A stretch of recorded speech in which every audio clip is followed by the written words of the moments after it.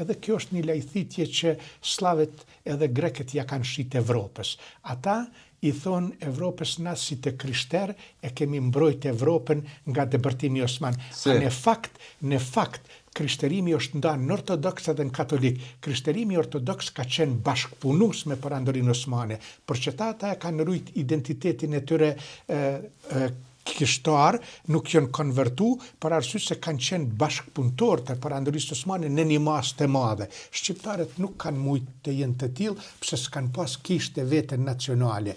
Këtë fakt e kanë shfrytzu bullgarët, greket edhe serbët, të cilët përkundër pushtimit të gjatë i kanë rujt identitetin e tyre kishtar.